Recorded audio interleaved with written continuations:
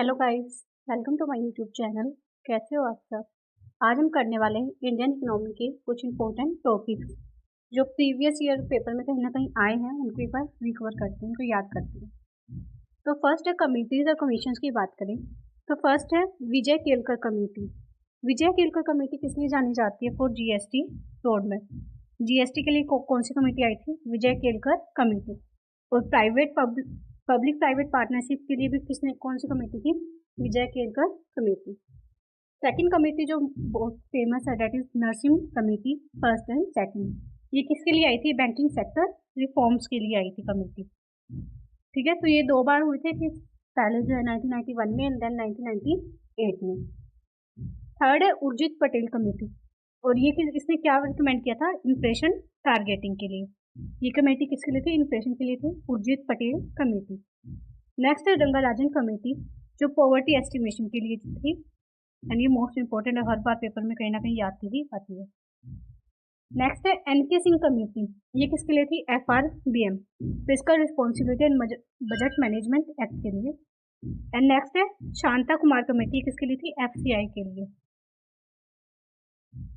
तो ये कुछ कमेटी थी जो आपको पता होनी चाहिए वो किससे रिलेटेड है। नाउ नेक्स्ट है पॉवर्टी के रिलेटेड। पॉवर्टी और इनइक्वालिटी से रिलेटेड भी कुछ हमारी जो है कमेटीज थी। लाइक फर्स्ट है दांडेकर एंड रथ जो 1971 में आई थी। इसने फर्स्ट सिस्टमेटिक असेसमेंट दिया था कि पॉवर्टी को कैलोरीज के बेस पे जो इसने असाइन किया था। सेकंड है वाईके अलाग जो 1979 में आई थी। कैलोरी बेस्ड अप्रोच ही इसकी थी। थर्ड है लद्दाख वाला जो 1993 में आई थी, जिसने CPIAL मतलब consumer price index for agriculture labour and industrial workers के लिए दिया था।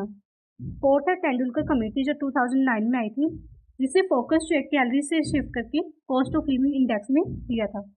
सिंपल सी बात है, इसमें क्या बता रखा है हर एक उसमें कि पॉवर्टी को हम कैसे मेजर कर सकते हैं। तो पहले हम कैसे मेजर करते थे? कैलोरी के बेस पे, कि अगर एक पर्सन इतना कैलोरी अगर वो खा रहा है डेली तो वो जो है पुअर नहीं है। अब बट हम फोकस जो है शिफ्ट हो गया कॉस्ट ऑफ लिविंग पे। अगर वो पर्सन इतना जो है लाइफ अपनी सर्वाइव कर रहा है इतने रुपए में, इट मीन्स वो पुअर नहीं है। फिफ्थ है multi dimensional poverty index MPI, जो कि जो नीति आयोग की 2025 की जो रिपोर्ट आई थी उसमें क्या बताया गया कि जो MPI है वो पुअर रिड्यूस टू 11% तक रिड्यूस हो गए हैं। नाउ स्ट्रक्चरल ट्रेंड्स की जो हमारे सेक्टर हैं कि जो इंडिया है, इंडिया ने क्या किया कि जो पहले क्या था वो एग्रीकल्चर पे ज़्यादा फोकस था। नाउ वो डायरेक्ट सर्विस सेक्टर पे फोकस हो गया है। जो मैन्युफैक्चरिंग स्टेज है उसने डायरेक्ट क्या उसको ओवरलैप कर दिया, स्किप कर दिया। तो प्री 99 की वन की बात करें तो किस पे फोकस था हमारा? हाई डिपेंडेंस ऑन एग्रीकल्चर पे ज़्यादा फोकस था। बट करंट ट्रेंड देखें तो हमारा किस पे ज़्यादा फोकस है? सर्विसेज पे। एग्रीकल्चर पे ओनली 60 से 70% शेयर है, इंडस्ट्रीज में 28% और सर्विसेज पे 55%। यानी हम एग्रीकल्चर से इंडस्ट्रीज पे ना जाके डायरेक्ट किस पे आ गए? सर्विस सेक्टर पे आ गए। एम्प्लॉयमेंट पैराडॉक्स की बात करें तो बट स्टिल अभी भी लोग कहीं ना कहीं एग्रीकल्चर सेक्टर में ही उतने ज़्यादा है। लाइक 44 से 45% वर्कफोर्स जो अभी भी एग्रीकल्चर सेक्टर में ही अभी भी काम करती है। क्योंकि अब एग्रीकल्चर सेक्टर पे काम करने से क्या होता है कि GDP का उतना कंट्रीब्यूशन नहीं आता है हमारा। अब है फाइनेंस कमीशन, आर्टिकल 280 के अंदर इसकी बात की हुई है। हमें 15 और 16 फाइनेंस कमीशन के बारे में पता होना चाहिए। 15 फाइनेंस कमीशन के कौन थे?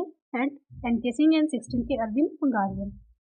15 फाइनेंस कमीशन है वो वर्टिकल डिवोल्यूशन पे फोकस करता है, जिसमें 41% उसने मेंटेन किया था इतना जो स्टेट्स के बीच में जो फाइनेंस रेवेन्यू को शेयर किया जाएगा।